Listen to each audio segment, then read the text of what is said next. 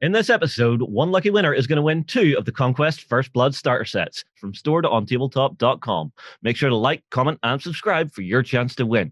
And if you get a chance, make sure and give us a little share on your Facebook. Make sure and get your comments in, give us a like, give us a share, and don't forget, weekend starts now.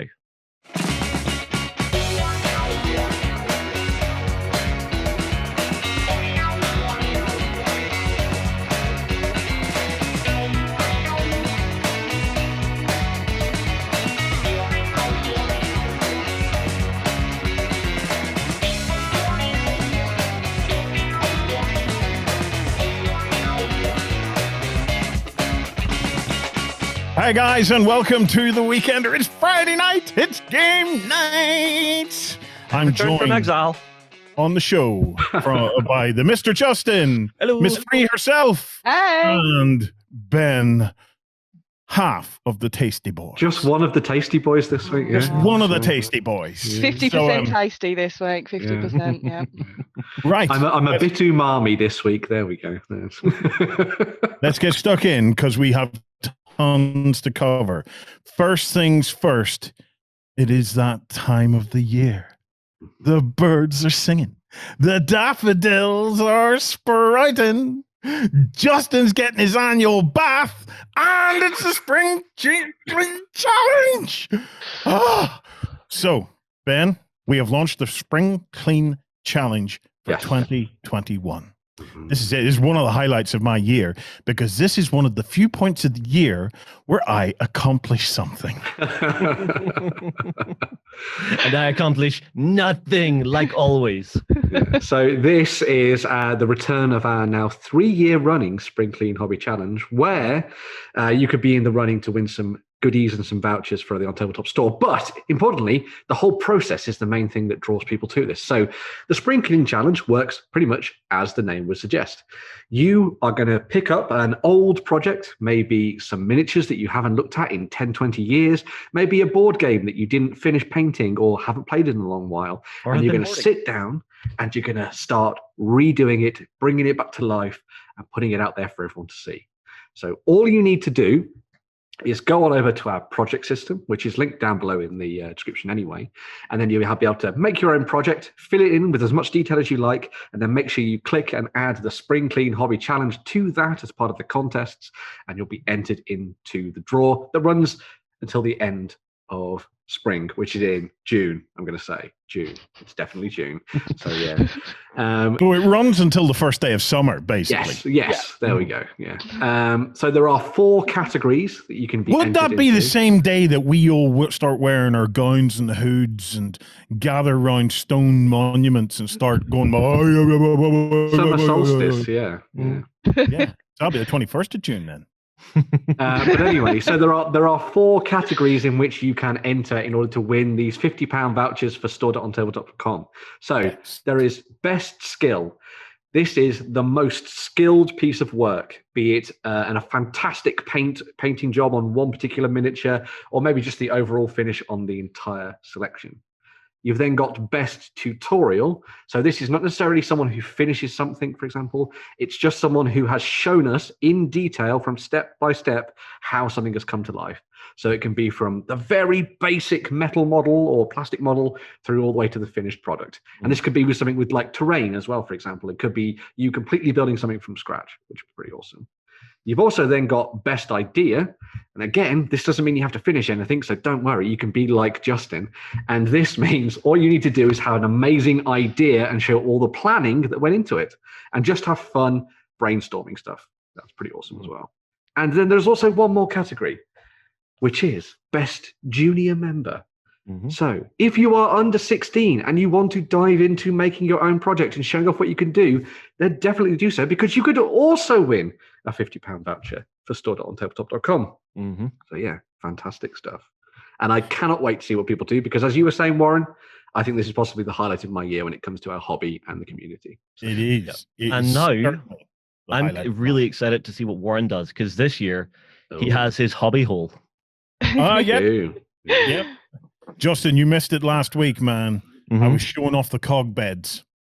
Cog. So if you haven't seen it, go and take a free trial and come in and watch the XLBS where I showed off the cog bed. Dirty cog The bed. hobby hole. The hobby hole is a filling. It's not a dirty, smelly hole. Oh, it's a lovely, bright hobby hole. It's like a hobbit hole. It's a hobbit hole. Yeah, man. that's exactly what it is. It's a hobby hobbit hole. Yeah.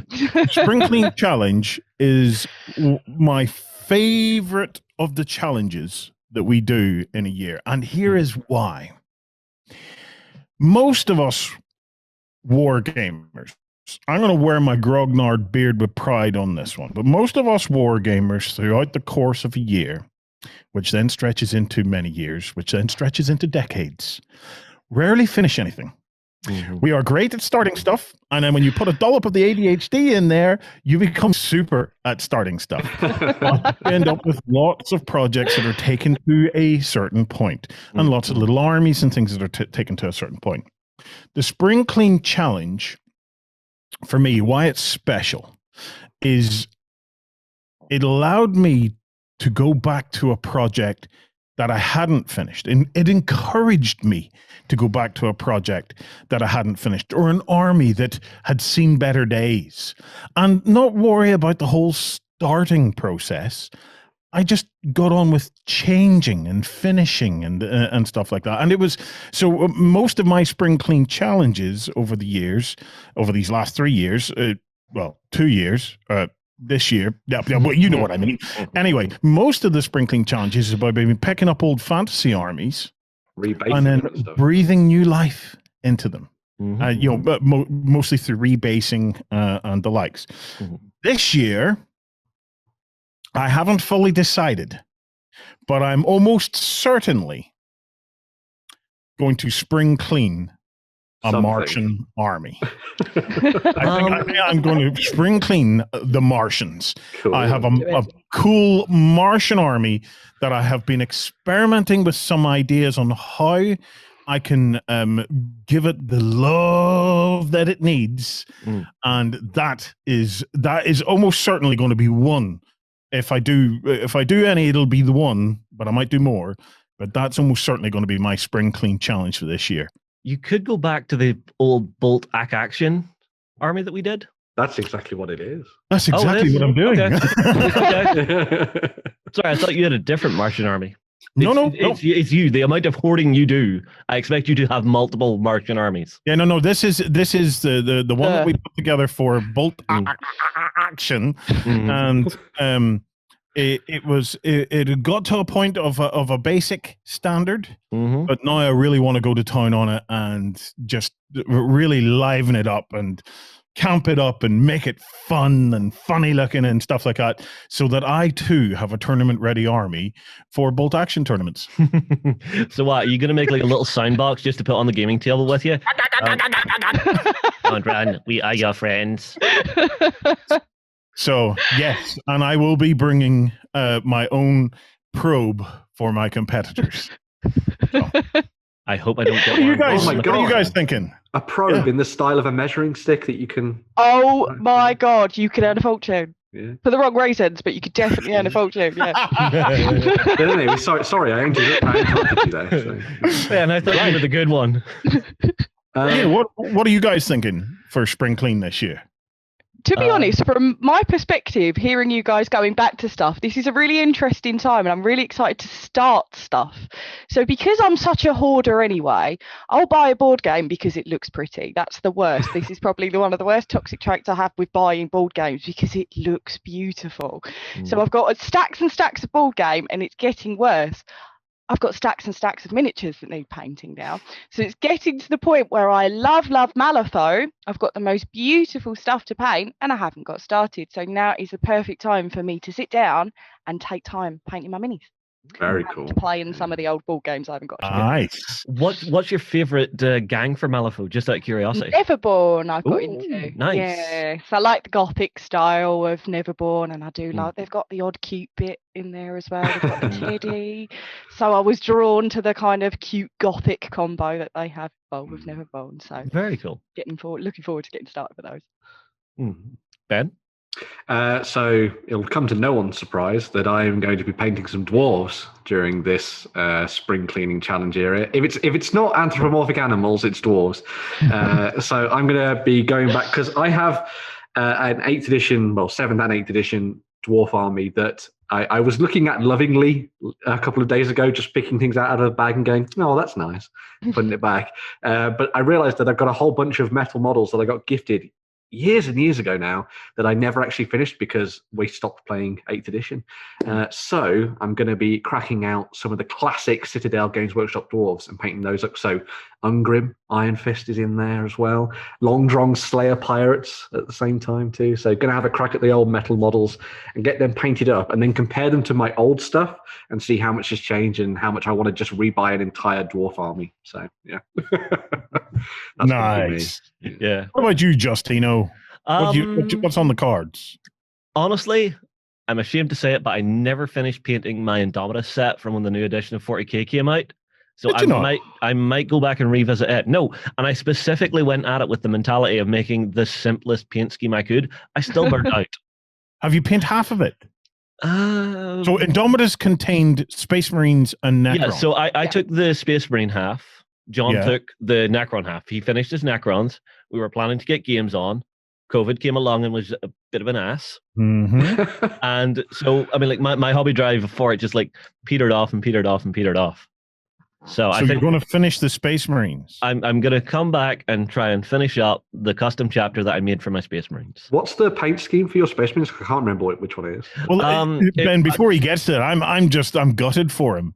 Why? Because I thought to myself his spring clean challenge was going to be Necrons, where he'd get half an hour of dry brushing and then he'd be done. So the color scheme I went for, Ben, I decided to do my own chapter, so I primed them in lead belcher.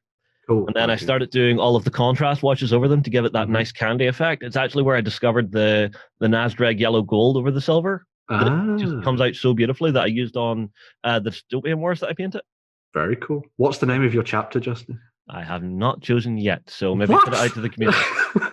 I want to finish them up and get a feel for who they were first before naming them. You can't give it out to the community because if you give it to the community, they're all going to be dick jokes. So yeah, definitely. Yeah, but that's half the entertainment value. Cool. Why not why are you denying the community fun? Are you the fun police? You do realize being set in grim dark, it needs to be some sort of Latin. So it is going to be like the biggest, thickest chapter. Or hang on, the mutinous tootinous. Or the mutinous tootinous chapter, yeah. How many minis you got left? I got through most of the intercessors that came in it. I got through a couple of the bikes. I got at least 2 of the characters done, so whatever's left after that. So 4 minis. No, I think I still have quite a few. I will take pictures. I will fire up a project.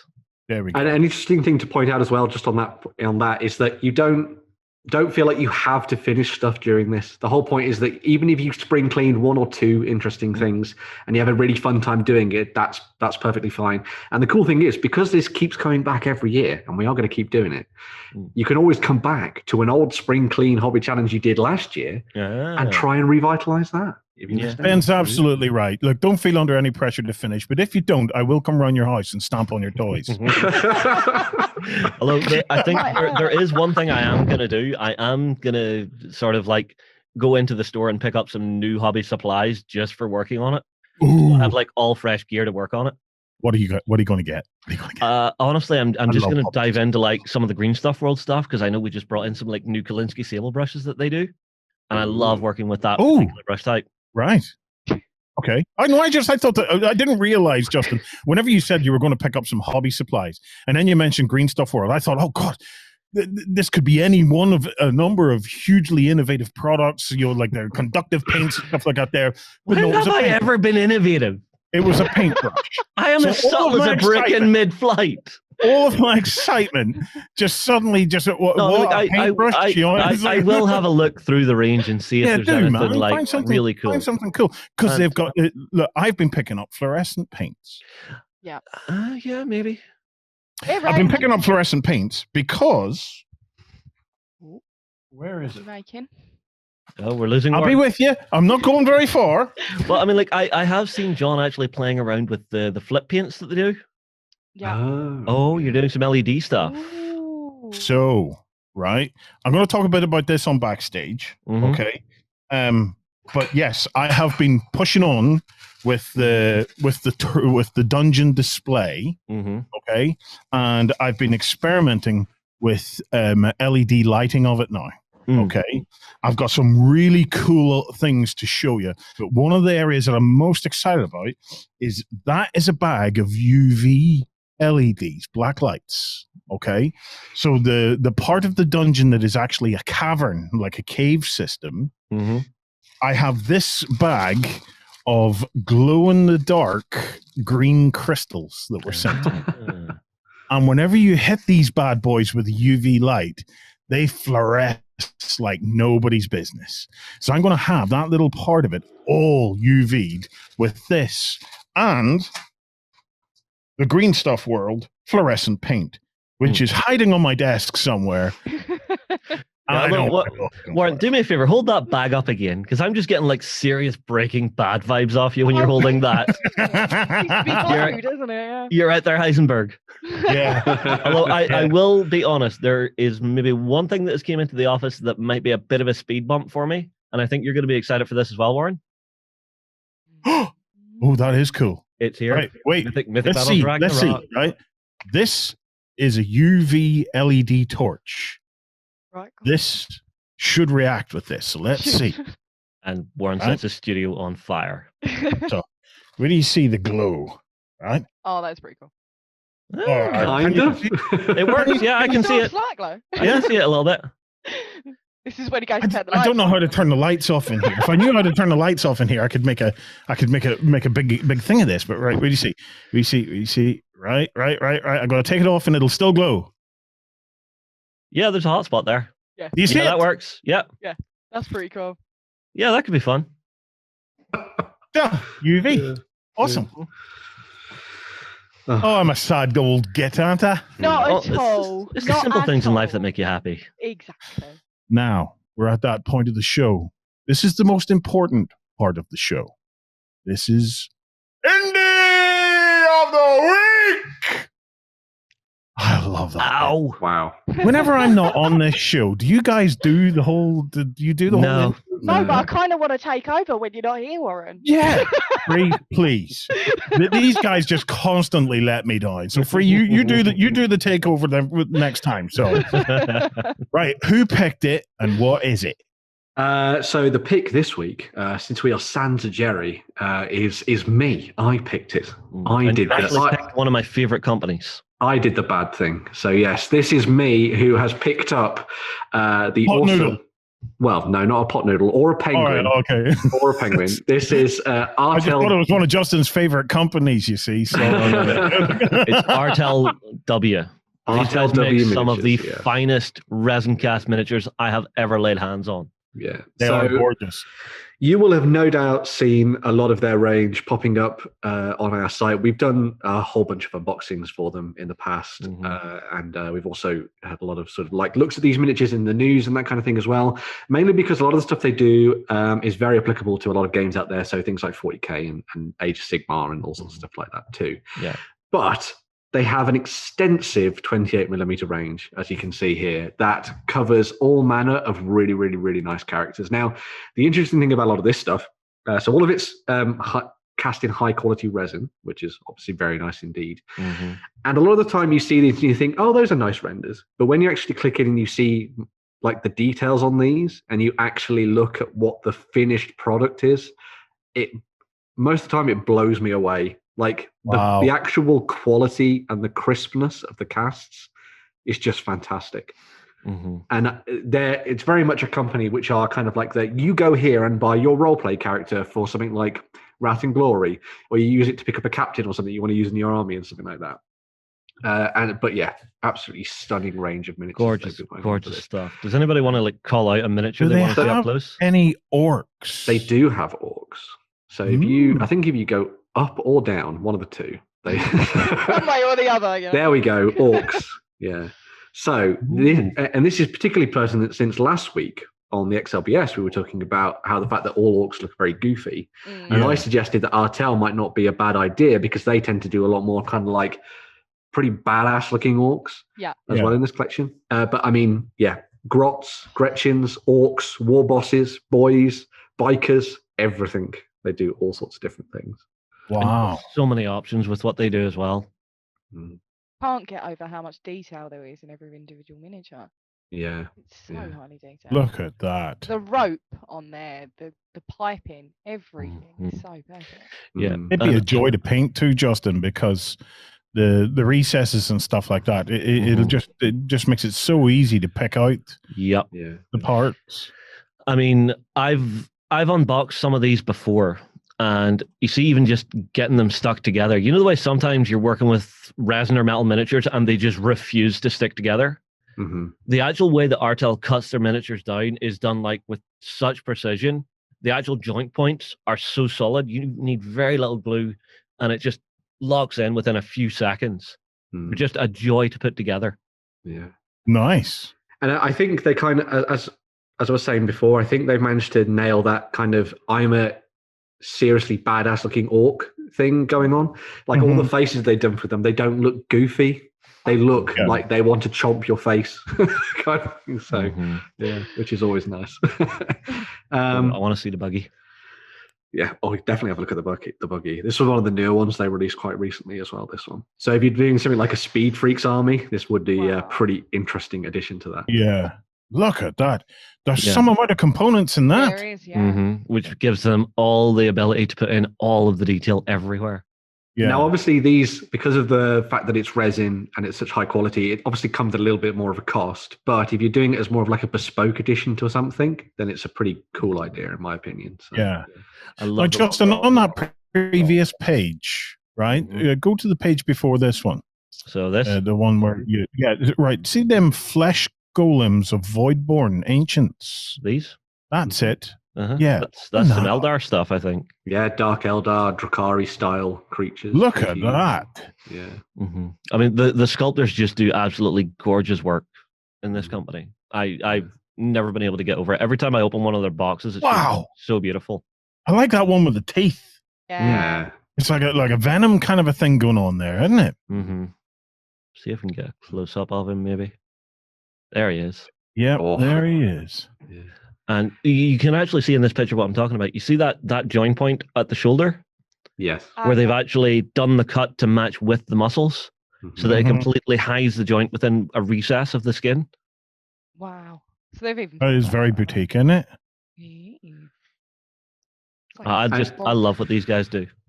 It's probably worth having a look at some of the characters and stuff they do. So this Grim Gothic one is kind of what I was saying when it comes to the idea of sort of picking characters for using role-playing games and that kind of thing. So they've done this as the kind of like the inquisitorial retinues and stuff that you might find. Yeah, pick out Lord Maximilian there because Maximilian, he's calling to me. It's the fur. He's a bit bougie, you know. Well, we lords need to stick together, you see. Yes, of course. Very nice, like Rogue Trader-esque one here. Yeah. And the cool thing about this actually is that it goes into one of the sort of avenues that Artel do is that as well as their own stuff sculpted by like a team, they also have stuff that works in collaboration with other studios. So they bring on board a lot of other different people to do things and sort of build them into their range, really. So if there's like a little niche, then they can use this to sort of fill that. So, yeah. And then they've also got some other stuff here, Ben. What's this? Yeah, so as well as the kind of stuff for grimdark future style games and that kind of thing, they also have their own game, which is called Hydrophilia. And Jerry has looked at this in some unboxings where he looked through each of the different faction sets. So if you want to find those, you can find them in the kind of the Hydrophilia section of our website. I'll have a link down below if you did go and do that. Yeah, that's these four. Yeah, so those 4 boxes. But this is their cyberpunk style game. So if you have wanted to play some cyberpunk on the tabletop but not been drawn in by other miniatures ranges, then this is the kind of thing to go for. So it's set in their own world that they've created, which is really awesome. All the different factions are really unique and really different, and obviously again they're all done with the same high quality resin casting, so it's all very tip top shaped when it comes in. And all the sets themselves are very self-contained, so there's only maybe 3 or 4 models to a set, more or less. So it's not a big one, it's a bit of a skirmish game, which is pretty cool. So Oh, Very cool stuff. I love mech soldiers. Yeah. Lots of different flavors of different factions in here as well. So you've got things like the soldiers in the kind of mech suits, and then you've got your typical more sort of like street gangers and that kind of thing as well. Tetsuya there is like almost a little bit more of like that classic net runner style thing from Cyberpunk 2020 and stuff. So yeah, you've got that going on. Proper mechs with energy shields. Very cool stuff indeed. How did you find painting them? How did you find painting them? The ones I've painted where they're sort of like an alternate version of Valhallan infantry. It takes paint really, really well. Nice. It's just I'm a terrible painter. It's one of those interesting things, a little bit like how Warren was saying earlier, where the more detail on the sculpt doesn't necessarily mean that it's going to be like a pain in the ass. In actual fact, it means that it's actually maybe easier, because you get the base coats down, and then washes and contrast stuff over the top of it mean that it suddenly becomes you clicked on dwarves. I was wondering if you would notice. The washes and contrast that go then over the top of it mean that everything sort of blends together really nicely, and everything pops with maybe 2 or 3 steps less than you would have normally found, which is pretty cool. Yeah. This goes into another one of the sort of areas that I was talking about before, where they're kind of bought on license stuff. So this is all from Zolotoy Dub, and this is more of their fantasy range. So if you're doing a lot of things for like warband style games like Frostgrave, for example, or maybe you play. That's you, man. It's Justin. Yeah. It's totally. There's my mate Justin there. Can he? But this is also the perfect kind of area to go if you want to look for things like Dungeons and Dragons style adventurers. So maybe if you want to make a ranger or a barbarian or a knight and things like that, you've got those options there too. And again, very similar to the rest of it, all done in high quality resin. So, and it's all 28mm scale. I should probably have said that before, but 28mm, sort of 32mm if you were going slightly more on the heroic side of things. So you can dive in and play around with it and see what you like about it. But I love this little dude. That's brilliant. I love that. My hip. Now that's you after you were moving all of Warren's play equipment. There you go. So. Yeah, the swing set that wasn't just a swing set; it was an entire jungle gym. Got you before and after there, haven't you? You've got the guy with the axes before, and then you're after here. Okay, I'm ready. Get me peeing. The dwarves are really nice. Yeah, they are. They are gorgeous. And the thing that I really like about those dwarves, and this is something that you have to get right with dwarves, right, is that it's all about the beards. If the beards look good, then the rest of the model is just easy enough to carry on. So the beards have got to be nice and detailed, and then away you go. So very cool. Nice. Love it. Love it. And of course, you can't do it without a bard. Oh, we can't. Absolutely need a loot in this.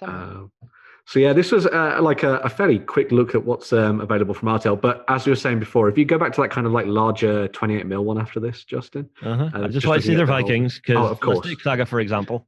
Of course, you've got it. Jerry and Lloyd aren't here, so someone's got to carry the baton. Even though I was the one who started talking about Saga before they ever did. Never mind. Don't be a hipster. You didn't like Saga before it was called. They're not here to argue, you see. So it's good. I'm digging the Vikings. Very cool set. All right, so you want the... Yeah, so if you just go back to the main page. There. Yeah, you can do that, yeah. So it's well worth diving into this and just having a look at all the different bits and pieces they have, because this is just like the tip of the iceberg when it comes to their collection of things. They've got loads of stuff in there that is very, very good for skirmish games in particular, I think, personally. But obviously a lot of this stuff could be used to kind of like start off elite units within armies and that kind of thing as well. But yeah, absolutely amazing stuff from these guys, and they continue to churn stuff out at a phenomenal rate, as well as the Zolotoy Dub stuff that we just saw there, which is kind of like all the fantasy based stuff. They are actually going to be doing their own range of fantasy miniatures very soon. Nice. So they've been showing off a bunch of sketches for that quite recently over the last couple of weeks, and my god, they've got things like paladins, rogues, clerics, everything that you can imagine as kind of being like that D&D toolkit that you need to get started. They're doing all of those in their kind of traditional style, and they look beautiful, to say the least. So, good job. Cool. Good job. Right, that wraps up your indie of the week. Go and check out artelw.com. Next up, it's time for some news. Coming to you from the center of Northwestern Europe. Covering board games, war games, card games, and all that you love. It's the news. Starting off with the news this week, we have some more stuff by the folks at Atomic Mass Games. They had quite the fun weekend, and we are going to be looking a little bit more some stuff in a little bit in the future. But we're going to be looking at Star Wars first of all, because they revealed some new awesome stuff for the Clone Wars era, and those that are sort of diving into the kind of Kashyyyk sort of battlefields of the Clone Wars movies, sort of moving into Revenge of the Sith and that kind of thing. So leading the way was the one and only Yoda, who is Jedi Master Yoda, not doddery old Yoda from the original trilogy. So he's going to be flinging himself around, taking on Dooku and all sorts of different things in this, most likely. Killing some clone troopers that have turned against him, cutting their heads off in a rather brutal way as well. But he rocks in at like 200 points, so he's quite the point sink, obviously, as you might imagine. But very awesome looking model. Really nice to see that they've gone with the sort of same thing they've done in previous models of this kind of like last couple of years, where they've done this kind of two pose style thing going on. So you've got the one with him leaping there, or the other one with him casting his force powers and everything like that, which is very cool indeed. Now he obviously has his lightsaber, but he's got a force power built into his character card as well, which is really awesome. So he can sort of send everyone barreling away from him, which is really cool. But of course, he will come with all the upgrade cards that Jedis often get in Star Wars Legion as well, which is very nice to see. And he's got plenty of slots in there for extra powers. Yes. Very nice. Yeah. Moving on from Yoda and still sticking with the Kashyyyk theme, we also got a new set of Wookiee warriors. So Wookiee warriors, as people who have played Star Wars Legion already know, they do already exist within the world of Star Wars Legion, and there's a set that you can already buy, but that comes with a lot more melee options in it. This one will come with more ranged offerings in the set, which mean that you can sort of use this as a replacement for the old set if you want to, but the old one's still viable, or you can just use it sort of in tandem with it and make a full Wookiee force. Maybe Wookiee army, man. I love it. Led by a Wookiee general. That would be cool. I still want a Gungan army. Oh, of course. Just to be a troll. I mean, you know, the big separatist droids armies are out there, and the Gungans did help fight them on Naboo, so it makes sense to have them out there at some point. It seems Justin, you only need to relax. Whenever they've done all the proper stuff that people actually want to buy, then they'll do an army for you. Yeah. So, but yeah, really nice new models, really detailed Wookiees. They're a lot more detailed than the original ones, but again, they are from a long time ago in terms of Star Wars Legion now. Yeah, very awesome, mate. I reckon, I think this is going to be their sort of unit champion for the set, but it also looks a lot like one of the generals that Yoda's hanging out with in the film. So maybe you could use him as that as well, which would be really cool. Cool beans.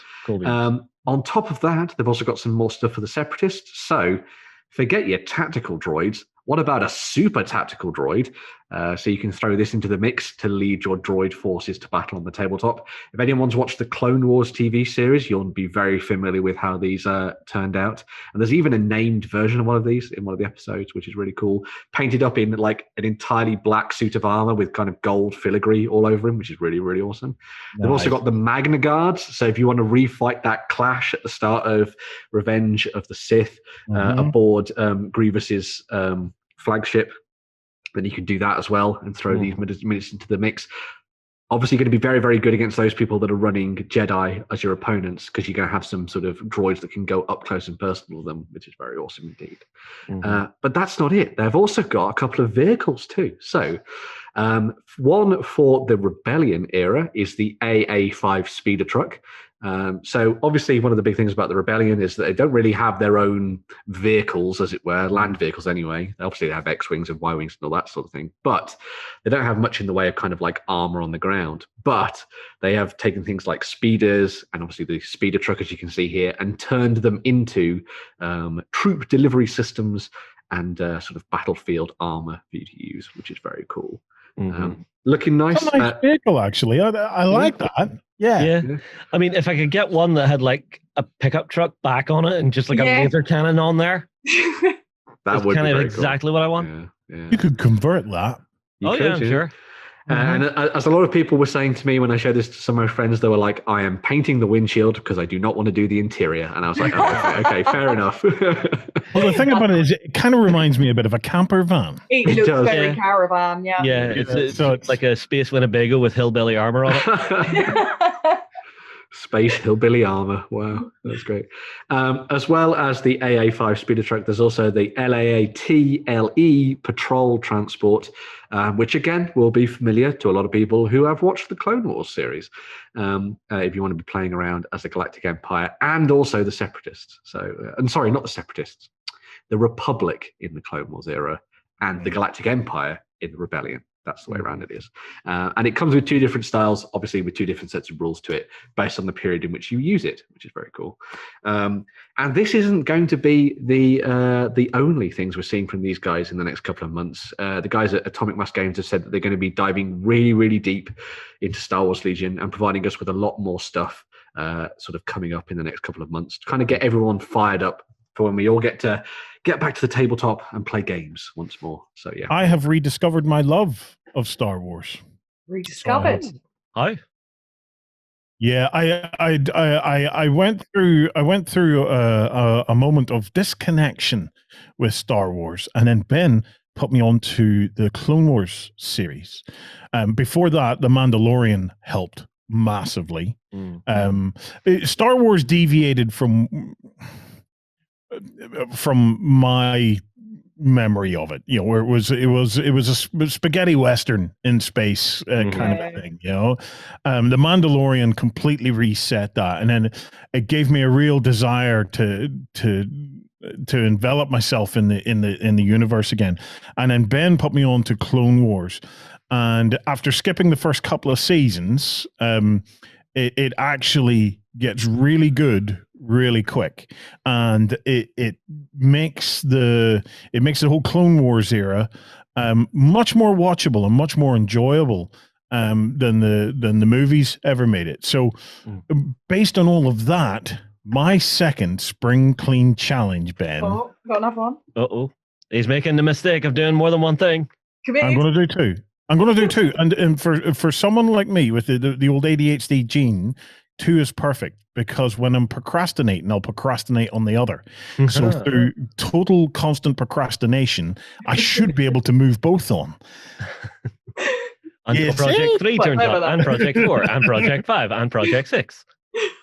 Project 2 will be, I have a little bit of a collection of the old Wizards of the Coast Star Wars minis. Wow. Okay? I'm going to shade all of them and rebase all of them onto my clear base formula, so that I can use them in RPGs and little games of Star Wars with the kids. That's cool. That will be Project 2. And I think that'll go well. Mm-hmm. There. Thank you for inspiring me again, Ben. What's next? We have got new expansions coming from Cosmos Games. Not expansions, we have got new games coming from Cosmos Games. So if you guys are aware of the escape room kind of scenarios that you have, you've got Exit the Game. And we've got new bits coming from them as well. So the idea, realistically, with Exit the Game, so it's like an escape room, but you've got to set it up wherever you want. So you have lots of components to get through to set it up, and you must complete it with a time frame if you don't want to escape within that time frame, if not a problem. So the new ones that are coming out, so you're clued up with puzzles, and you've got the Deserted Lighthouse and the Sacred Temple. So these are a little different to the original ones. These contain puzzles inside. So if you're a bit of a puzzle nut like I am, I love puzzle and putting puzzles together, you are going to love these, because when it comes to finding out the next step, your puzzles create little pictures to tell you where to go next. So they are really, really interesting. Now, are they actual jigsaw puzzles? Yeah. Or are they? Yeah. That's cool. So it's an escape room. Yeah. So wow, jigsaw puzzles. Yeah. So the normal way that an exit game works, a little bit like, well, in particular, if you look at these ones here, you've got Gate Between Worlds. So within that, what normally happens is you get a deck of cards, and then you get a bunch of just other components. And you go through the deck of cards trying to solve all of the different puzzles in order to try to escape the room, as Free was saying.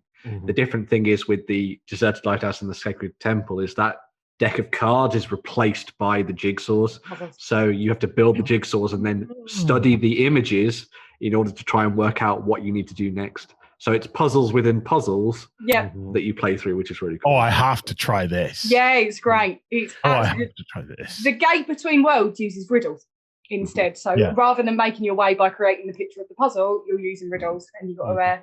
If anyone's challenged me to a game of riddles, I really do feel like Bilbo Baggins and putting them on. So I'm definitely up for doing so. But the only shame I find about these is that they are a one-time play, because obviously you have to use them to get through to find the end. But they are so reasonably priced, and they're only like £13 for it.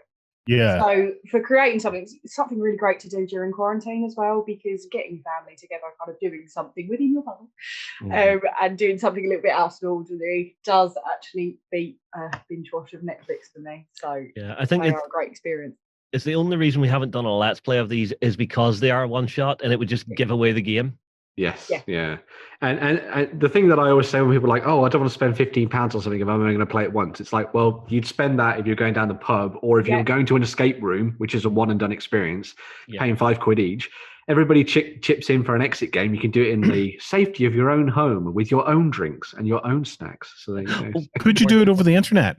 You could, if you had someone who had a camera face down on like a table showing all the components. You could definitely do it that way.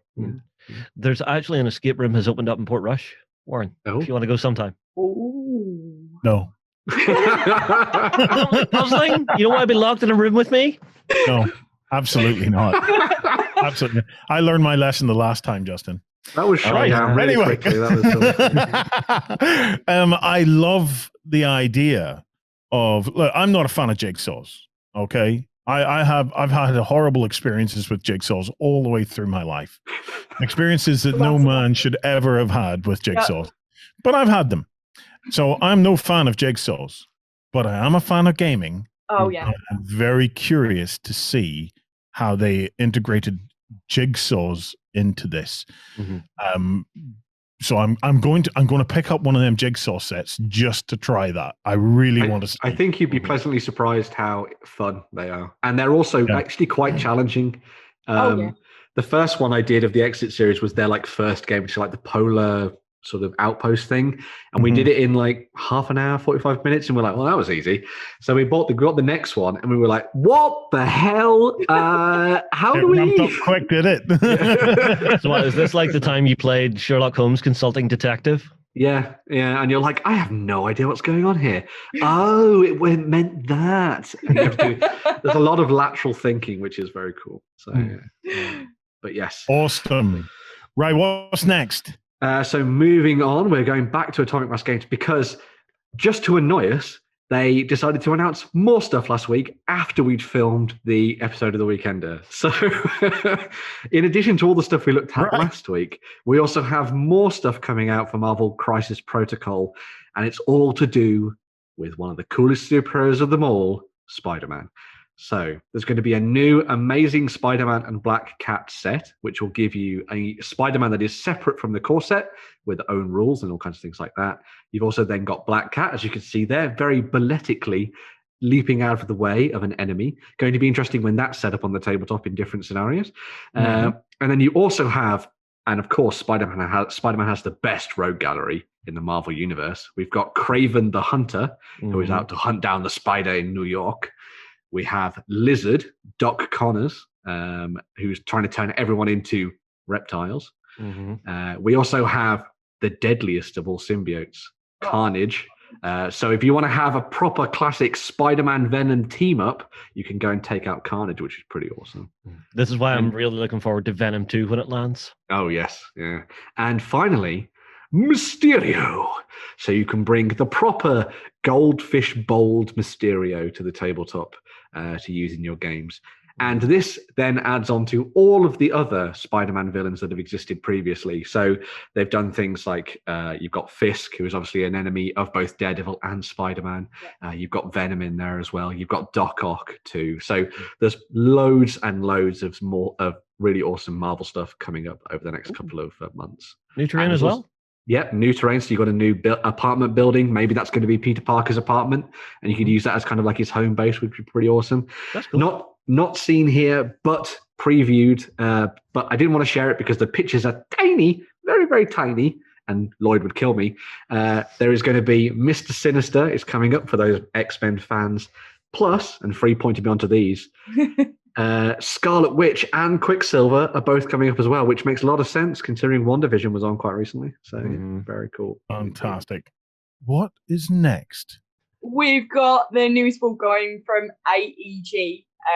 It's going to come to retail real soon, and that is Cubitos. What I do want to draw attention to is my favourite part of when I first looked at this game is the block of cheese on the front of the box wearing lederhosen, socks, and hairy legs. I mean, if that's hilarious and fun to you, I don't know what does. Yodelay-hoo. So what's the premise of this game then? So players do take the role of like some really cool looking characters, and they run a race for the annual Cube Cup. So in a way, they start it. They've got to get to the end, really. There's a start and a finish line, and they have to race to get there. But the thing is the track moves, and you have to use dice to get to the end against your opponent. And it seems like an absolute havoc, and it seems like a lot of fun. And your characters have got different abilities to help you get to the start to the finish. And it just seems like a really fun game to play with a lot of people, especially with families too. I tell you what, the timing, you know, let's be honest, we're all hoping that there's light at the end of this tunnel now and that we can start to potentially get meeting up again. So the timing of the big participation games is kind of good at this stage, you know, because it's nice to start thinking ahead to some possible slight moves towards normality again. Yeah. So it's it does look like an awful lot of components, so I've got to say, and that's always one of my kind of when it comes to board games, I struggle with board games that have hundreds and hundreds of components. It's actually not that bad because each of you has your own set of dice that you roll, but then those little cubes that you see, Cubitos cubes, around the outside hold the little dice in them, but you don't have all of them in your collection. You buy those dice throughout the period of the game by generating money as you play, and then they go into your own little dice pool. So it's actually fairly self-contained, and games go really, really quickly. And you can basically, I watched a review where they said they got through like 3 or 4 games in 2 hours, something like that. Wow. So depending on how much you put into the game and how quick and how sort of knowledgeable you are with it, you can really sort of go to town on it. The other thing that's really nice about this is that, you know, Free was saying about the different characters that you can sort of use their abilities for. There are 7 different cards for each of those characters. So rather than it just being one character has one ability and that's it, you can mix and match it however much you like in order to try and make it more random and quirky or more lean and interesting, sort of like tactical decision making and that kind of thing. So I think they've put like a lot of work into this, making it kind of like a bit of a fun romp of a game, I guess you'd say. Would be I think what I like about this as well is it is replayable as well, as you said, about 7 different characters and 7 different abilities. Because it's not linear and you go on one straight line and the track is constantly moving. You've got a constantly moving track, loads of different characters to play on. It's just a lot of fun and loads of different games you can play just in a different way. So I normally find with games like this, whenever you look at the game for the first time and you don't understand what the components are used for, I think as soon as you get past that first little step of just understanding what each component is for, you're okay. Like I've had the same thing with loads of games in the past, like Terraforming Mars. When my friends set that up for the first time, I sat down and went, overwhelmed. Okay, what do all these mean? And then they went, this means this. And you're like, I get the legend of the game now. I understand what everything means symbology-wise and that kind of thing. And I think that's definitely the case with this one as well. Like, it looks a bit much, as you were saying, Warren, but in actual fact, it's a lot more simple than you might think. Yeah. And the game sequence is very easy. It's just roll dice, decide if you want to keep them. If you don't keep them, you can roll again. But if you get too many blanks, then you go bust. And you're like, oh, no, kind of thing. So it's got push luck elements in it. Yeah. And once you've decided, you just race. And that's it. And you run around the track. So really simple. Awesome. Yeah, I love need versus greed mechanics. Next up, we're going to Sigmar and Grimdark. Yeah. What has the old Games Workshop got in store for us? So the big Warhammer preview from last weekend went up on the Saturday, and the main focus was on the Soulblight Gravelords trademark. That are your vampire counts of the old world brought into the mortal realms. At the head of this was the Blood Knights. So those people who remember that £65 box of Blood Dragon Knights from back in the day done in Finecast. This is the new replacement for those in plastic, as you might imagine. So probably a little bit cheaper. And this is your sort of like vampire. I wouldn't count on it, mate. Well, yeah, probably. Yeah. I'm crossing all the fingers and toes. I will say at least the cavalry looks nicer than the older stuff. Yeah, I really quite like the look of these. I think, in general, I think this entire army looks fantastic, mainly because it kind of brings across that a little bit more of that grimdark feel and then adds that into the mortal realms. In addition to that, we've also got the death rattle skeletons.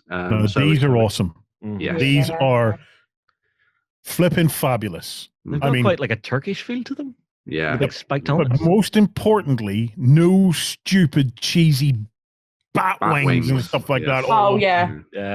They're proper skeletons, and they look like they would kick ass. Love these. These are a little bit of a kind of, they're a more generic, for want of a better word, force of skeletons based on the similar designs from those we've seen in Cursed City, which is the new Warhammer Quest game. But these could easily match in with those and have that kind of Middle Eastern, almost sort of Eastern European style feel to them, as Justin was alluding to in terms of the designs. The same goes for the new Deadwalker zombies. Now, a lot of people that have been playing Warhammer will know that the zombies that they've had previous to this have been in service for a really, really, really, really, really long time. But these are the new versions of the zombies that are coming out. Again, similar naming and style and that kind of thing to the ones we saw in Cursed City, but with less of the grave markers stuck through their backs kind of thing going on. And as some people said on social media, put a number next to each of these and then tell us which is you on a night out. And all of them. So the core sort of basics of the undead army for the new Soulblight Gravelords has been sort of ironed out there. So you've got cavalry options, skeletons, and zombies. As well as that, they've redone the Fellbats. So instead of them being those kind of old, slightly static models that we had in the past, we've now got significantly larger, monstrous style bats, as you can see here, for you to use in your games. I think they look really cool. I particularly like the two that have got their wings unfurled. I think they're very, very awesome. And I think they're posed dramatically enough that they could possibly be used in a billion different vignettes when Games Day comes back and Golden Demon comes around. Very true. These are also then all tied together as part of the new Soulblight Gravelords Battle Tome, which is coming out. And I think the artwork on the front of that looks just amazing. Oh, it does. It as I say, reminds me of Warhammer of old, which is really awesome to see. Very cool looking vampire on the front, who looks a little bit like a blood dragon, was what I was going to say there, but very cool.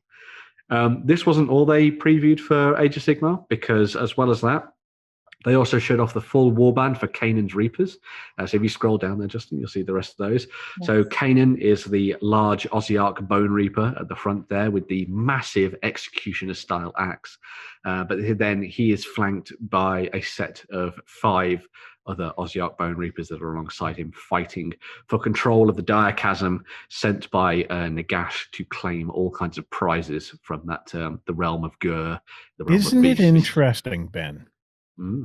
That the skeletons are so good that they even make the Bone Reapers, which are not old, but they make them look a bit outdated. They do a little bit, yeah. See, I've found this faction has been very Marmite from day one. Some of the stuff I like, some of the stuff I absolutely detest.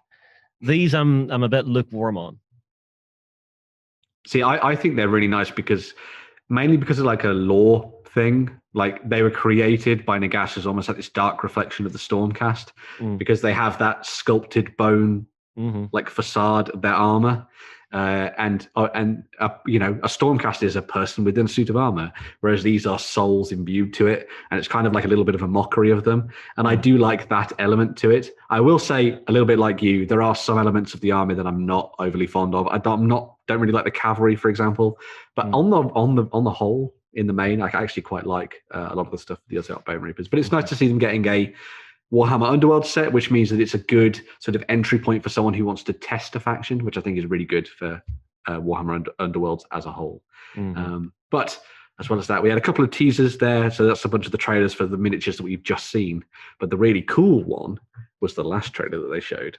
So this was a very short trailer. It's about 30, 40 seconds long, maybe something like that. But it teases the next Broken Realms book. So we've had Broken Realms Techless, and we've had Broken Realms Be'lakor coming up next after that. This is Broken Realms and A New God Rises. Now, the silhouette and the artwork for this character might immediately make you think of Centaurs and sort of like best beastmen and that kind of thing. But I think that's a trick. I think this is going to be Kurnoth, who's the god of the hunt in the Wood Elf Sylvaneth mythology, who is going to be coming back. Well, Kragnos there, as you see, who's going to be coming to the tabletop at the head of the Kunothi armies. So you're going to be seeing another facet to the Sylvaneth, I think, in the future. That could be really cool. So, I'm sure Warren's just wishing for, the Beastmen to come back. I still remember a Beastmen reading. That's going back a bit. Oh yeah. If they bring out a new Beastman book and it's as good as that old Beastman book where the Beastmen enjoyed man flesh. I will do a 50 Shades of Grey style reading of that. In a smoking jacket, in a chair, in front of a fire. He's got the chairs for it now. Right. What about the 40k side of things, Ben? Okay, so you know how last week we were talking about how the fact that Orks got the raw end. Well, isn't it funny how the weekend that I decide to talk about Orks and I decide to start getting into Orks? So let me put this into perspective, right? Myself, community member Noijatat from the site, and Lloydie, at some point in the next year and a half to 2 years, we're going to get together and have a big old 40k style battle. I use the words 40k style because I'm not sure what rules we're going to use just yet. Okay, but we'll get to that. What, you going to do like Orcs Drift? No. I've done that. I've played Orcs Drift. I've done it. It's even been. I think it was even filmed and put out. So I've already been there. But what it is, Noijatat's working on a beautiful Krieg army. And then Lloyd has created is in the process of creating his own take on the Imperial Guard, with a very kind of old Prussian Soviet style, kind of a feel. Really, really interesting where he's going with it. Again, join the Cult of Games, guys. Take the free trial. Come and join us behind the scenes, and you get to poke Lloydie with a stick whenever he shows you.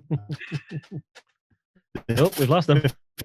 Million photographs that he takes of the right. So that was Lloyd screwing him over there. That was the spirit of Lloyd, just the machine spirit says no. So those two guys are working on Imperial Guard. I said to him, right, I will build a gaming table for this. Okay, so I'm going to build the environment. And I'm going to base it on Orks. I had thought about doing Tyranids and stuff like that, but I thought to myself, no, I'm gonna look back at the Orks. So I'm gonna create this orcified thing, battlefield, okay, and doing Orks. My discussion last week in XLBS with the cultists was I was looking for stories where the Orks weren't idiots. Do you know what I mean? I'm maybe I'm getting a bit grumpy and grognardy in my old age, but I'm tired of comedy Orks. I'm tired of Orks that talk with a Cockney accent like free. You know, I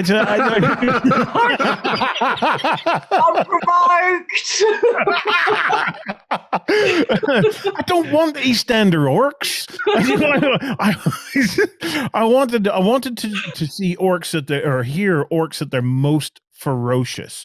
Orks where it was being taken very seriously, because I just wanted a different style of it. I could play the funny comical orcs, but the other two guys are putting so much care and thought into producing two really interesting, gritty armies that to show out of respect for the process that they're going through. I want to field an army that has a sense of gravitas about it, a sense of threat, rather than it being necessarily the butt of the joke army. So that was my discussion last week. There is one of the novels that might suit you, Warren. I can't remember the name, but I'll see if I can hunt it out. But it's basically a group of Imperial Guardsmen being sent to a planet to retrieve Commissar Yarek's Baneblade. And the Orcs have actually stolen and orcified the Baneblade. Is it the Beast Arises? No. I think, is that not the Imperial Fists? Okay, because that's probably the one that Warren was reading. I can't remember. I have been listening. Right, so I'm going the audiobook route because I'm lazy at the moment. And Audible is fantastic. Yeah, so I've been going the audiobook route. I've started to work my way through The Beast Arises, okay? And I will say I'm not enjoying it very much because it's so focused on the bits of Warhammer 40k that I care least about. So it's got so much of the political aspects where they're describing the various bloody departments of the Imperium and stuff. I couldn't care less about that stuff. There's a bit of orky stuff in it. I'm told to stick with it, that the battles get better, and I'm just hoping that they cool it with all of the silly magistratum bollocks that Cathias Kane might be a good series for you then, Warren. Cathias Kane might be a good series for you. It's kind of like Blackadder in space, but there are times when he's fighting the Orcs, and it is really well written. Yeah, but I don't want comedy. No. I'm saying it's Blackadder in space just because of the main character, but when they're doing battles, it is very down, dirty, serious, gritty fighting. But Justin, listen to me. I'm a grumpy old shit at the moment. Exactly. You need to smile. I don't want any comedy. No, I don't want any comedy whatsoever. I just want. You want trauma. I want a cruel, vicious, terrifying Orks. I'm expecting Warren to turn up in like full emo gear someday with the fringe down over the face. Yeah. The world is nothingness, it's sorrow and sadness. Well, you might unfortunately not like these new Orks that we were previewed at the weekend. So right, show me them. Let's get a look. The trailer was specifically for the Beast Snagga Orks, which is going to be like a tribe of the Orks in the game. And the preview trailer did show off a couple of interesting new miniatures that might be popping up, like new war bosses, new elite troops, and that kind of thing. But the main focus of it was to do around the idea of squigs and what's called squig hog boys. Okay, and you can see them there. So these are cavalry units for the Orcs that are part squig, part pig, and these are them.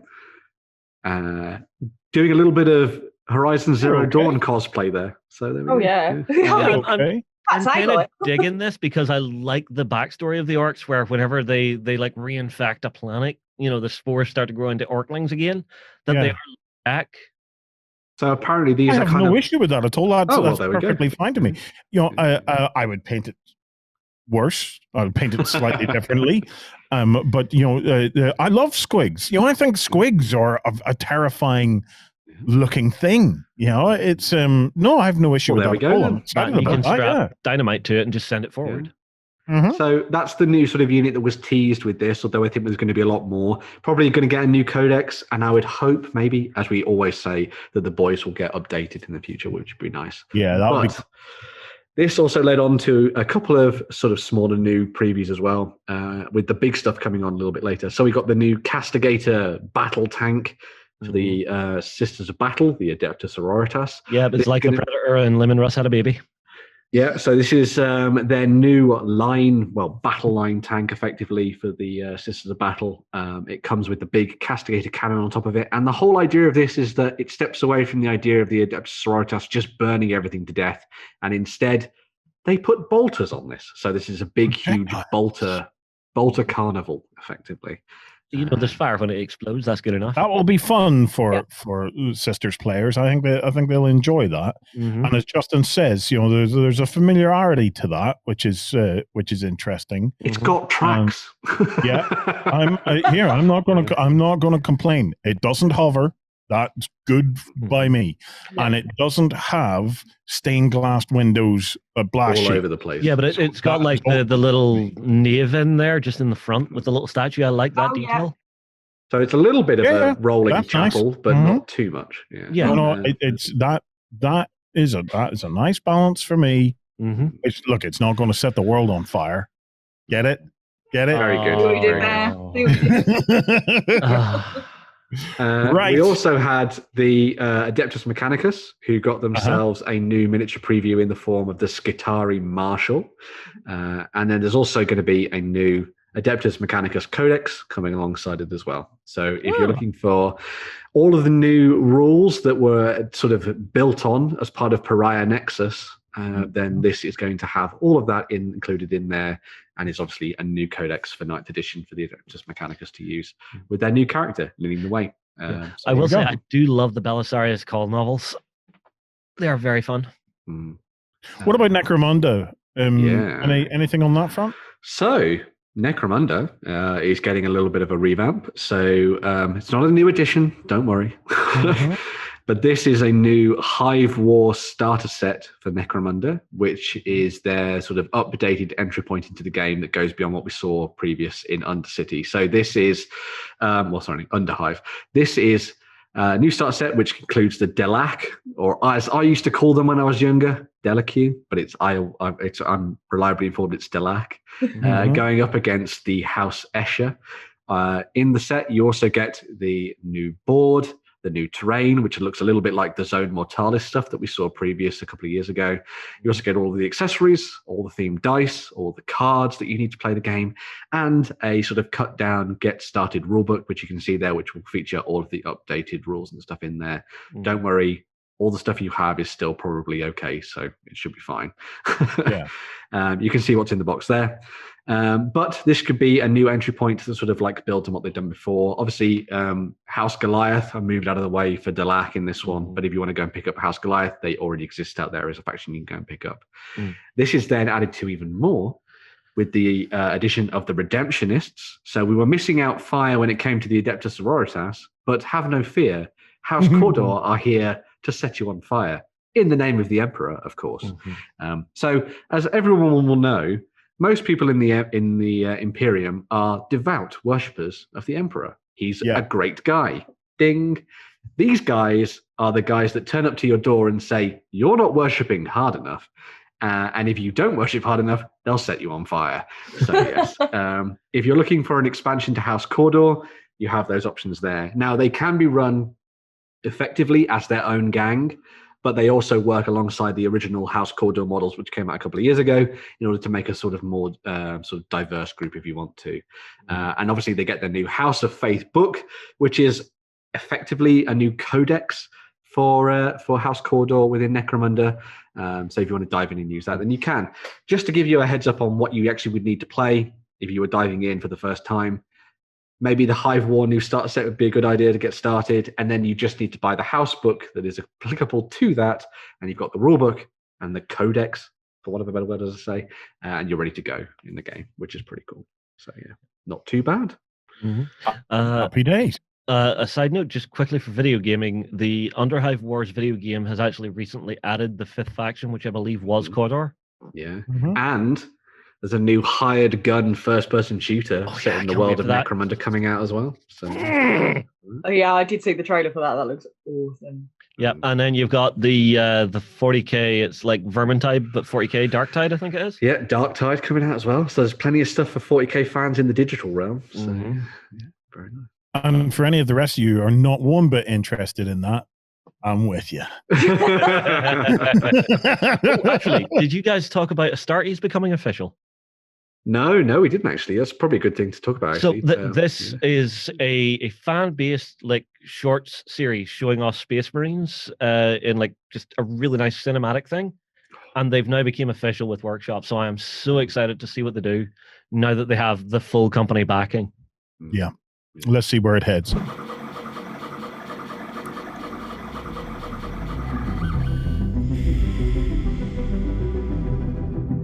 Right, Ben.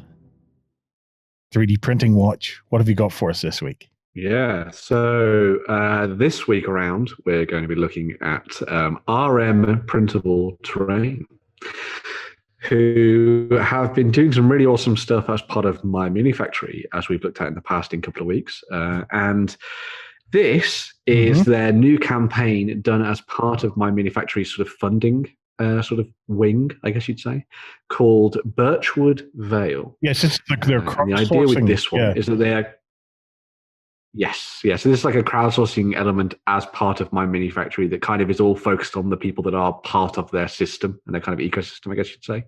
But this is their project, as I was saying, based around Birchwood Vale, which is a selection of miniatures, terrain, and such things that you can use for your role-playing games, for your skirmish adventure games, and maybe even some mass battle stuff as well. So the idea of this is that it's all themed around this strange, eldritch, twisted wood called Birchwood Vale. And in this, your heroes, that are part of the Miniatures Pledge, are going out to try and defeat the evils that have awoken deep within it. As you can see there, some of them in the top left-hand corner. So they've done a couple of different heroes that are kind of all designed around the idea of those sort of archetypes of Dungeons and Dragons. So you've got sort of fighters and paladins and rangers and rogues and clerics and that kind of thing. And then on top of that, as part of the Miniatures Pledge, they've also done different levels of encounters based on the miniatures and stuff. So you've got low-level encounters, so your sort of rats and your wolves. You've got some absolutely massive miniatures, like there's big trolls, there's huge towering giants, and all kinds of things like that have been thrown into the mix as well. In addition to the miniatures, there's also a terrain-based pledge as well. And within that, you've got things like twisted trees and stuff. You've also got shrines and different sort of areas of power that you can go and explore and that kind of thing as well. So it's all, again, based on the idea of you planning out interesting scenarios on your tabletops for things like role-playing games. Although, of course, with a lot of the terrain, you could obviously then use that and base it on different things to use in your war games as well, which is cool. The cool thing about this campaign as well is that obviously it's all sort of focused in on their sort of community within My Mini Factory, and that means a lot of people have dived in on this and have already cracked through billions and billions of stretch goals. So they have unlocked loads and loads of really cool characters like grizzly bears and dwarves. Who could say no to dwarves? They are here as well, rocking things out, as you can see there. You've got Morgana and all sorts of stuff there as well. An interesting thing is on top of that is that in addition to just being able to back stuff for Birchwood Vale, you can also pick up some of their stuff from their previous campaigns. So I think they've done about 3 or 4 campaigns previous to this, where they've done sci-fi and sort of like pulpy weird stuff as well, which is all available over on their My Mini Factory page as well, if we want to go and have a look at that too. So yeah, very cool stuff from them. There's some nice sci-fi stuff in here. Yeah, so they do actually have a really awesome selection of sci-fi stuff. So they've done 3 campaigns before this. So you've got Avalon 8, you've got Stormguard, and then you've got Stormguard Undone. So there's 3 different ones. The Avalon 8 stuff is what we're looking at now, and that's very much their kind of sci-fi, well, high sci-fi stuff. So this is things like robots. They've done spaceships. They've done space crew and all kinds of things like that as well, which is really nice. All done in that kind of like 28 to 32 millimeter scale. But of course, because this is STL files, you can go whichever way you like with these, and you can rescale them to whatever suits your games of choice, which is really I like awesome. this guy. He's awesome. No, it's worth pointing out for people with a 3D printer. Look, the scaling thing is a little subjective. Okay, there are limits to the rescaling. Right. Minis, okay.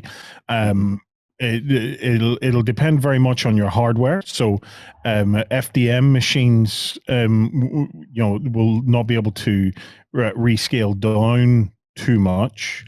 SLA, so resin-based machines, will allow you to scale down a good bit, but in my own experience, obviously going anywhere below 10 mil, it's gonna start getting tricky.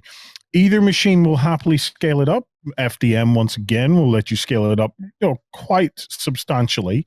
Well, with SLA, you're only limited really by your bed size. Which, on the topic, this is the bed size of the Elegoo Saturn. Ooh, that's big. So Yeah, that is. I haven't set it up yet, but I do have the Saturn now on site, and this is the bed size. So I'm quite looking forward to seeing Very cool. what I can print now, basically with a much larger bed size than what I've had access to before. I'm really curious to see, that thin layer on the bottom of your tank. I'm really curious to see how that deals with the stress of larger prints.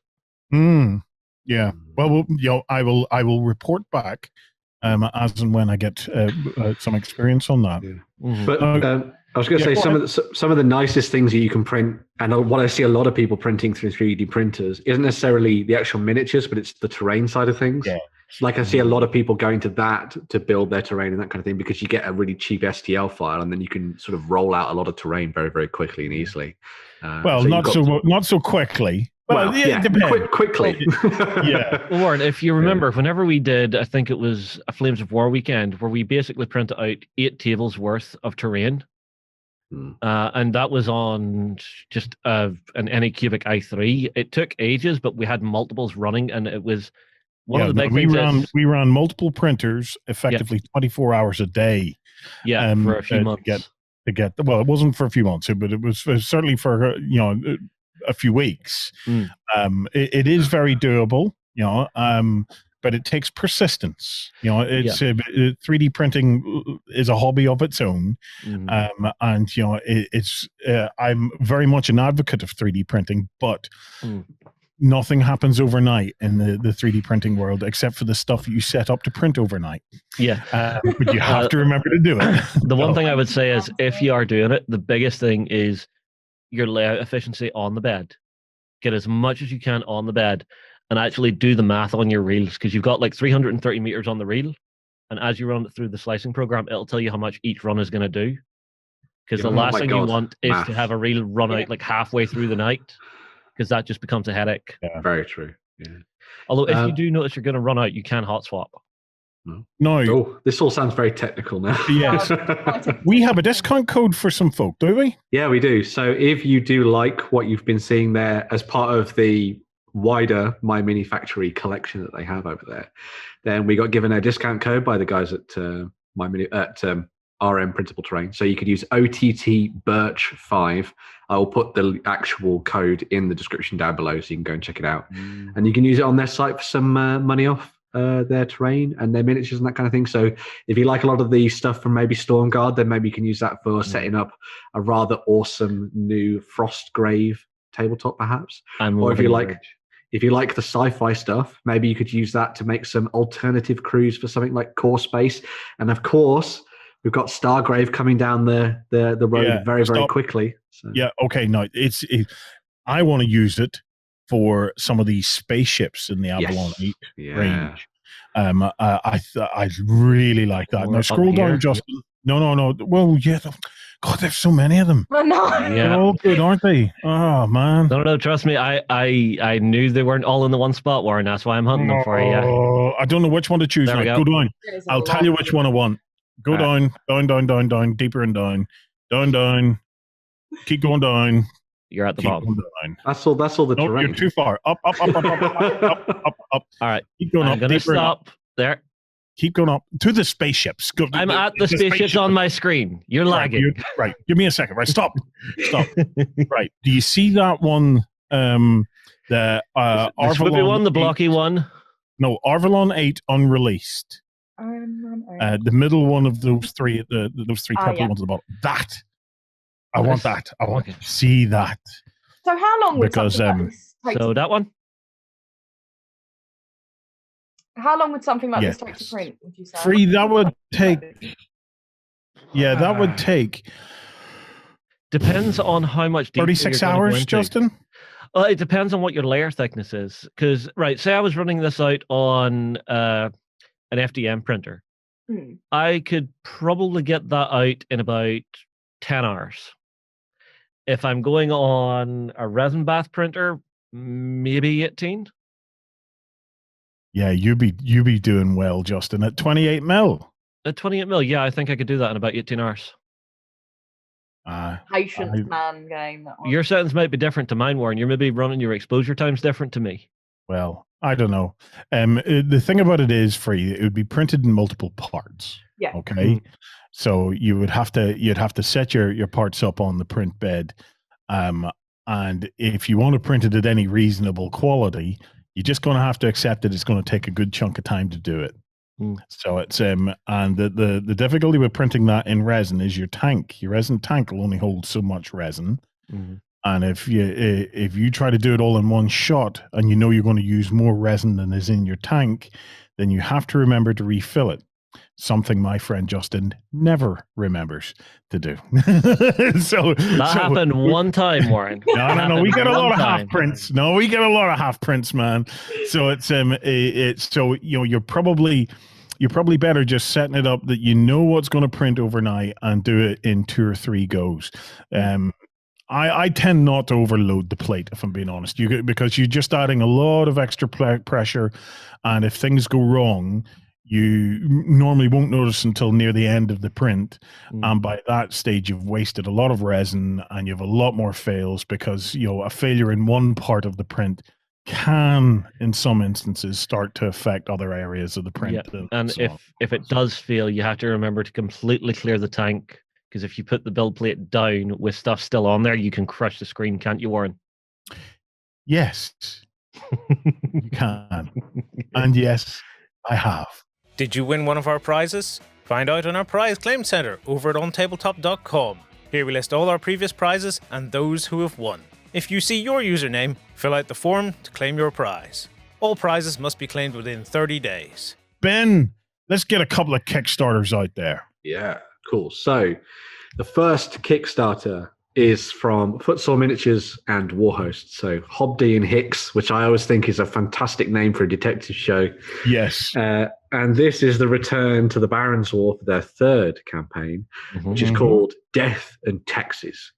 So Death and Taxes is set up primarily as a vehicle for a bunch of excellent new miniatures. So they've got Philippe Marc de la Mer, who was the actual Sheriff of Nottingham from history, who was deemed so much of a dickhead that he was actually given his own entry in the Magna Carta so that him and his family would no longer be able to hold sway over the villagers of the local area.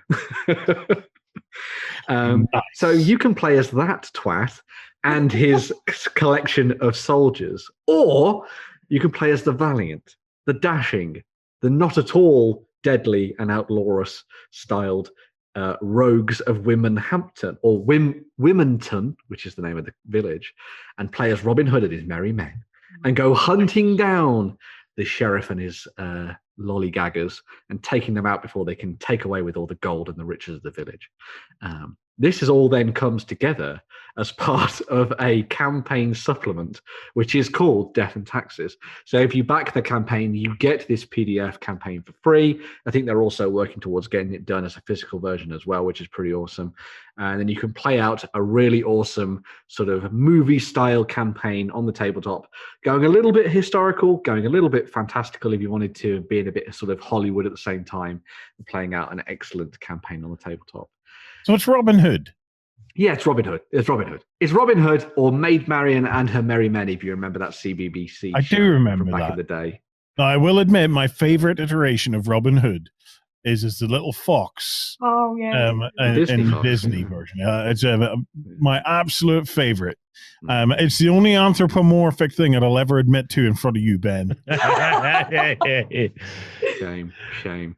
Which one of these minis is Robin? So Robin Hood already exists within the Footsore Miniatures collection, but they've done an alternative version if you go down to their stretch goals. So they've got an alternative version of Robin Hood as part of this campaign that you can pick up, which is really cool. So you should scroll down and you should see him soon. There he is with sword raised in the air. Outlaw Commander? Outlaw Commander is your Robin Hood. So there you go. You can Happy use him. days. So also, in addition to the miniatures, as we were alluding to, they also have some terrain. If you'd like to pick them up in STL format, you can do so. But if you're an old grognard, then you can also pick them up in resin and just paint them up as physical products if you wish as well, which is very cool indeed. Nice. This is something I love about STLs, though, is you don't have any shipping issues. It's just there in your email. Yeah. And as Blinky has said in the community, the best type of collection is a digital STL collection because you can have all the miniatures in the world and they take up no space. So there is no pile of shame. There is the file of shame. Very true. Okay, 9 days left on that one, guys. So if you want to get in on it, now is the time to hop in. Yeah. Right.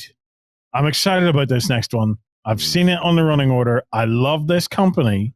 Mm-hmm. We've got Graveyard Terrain from Tabletop World. Yeah, this is going to be awesome, isn't it?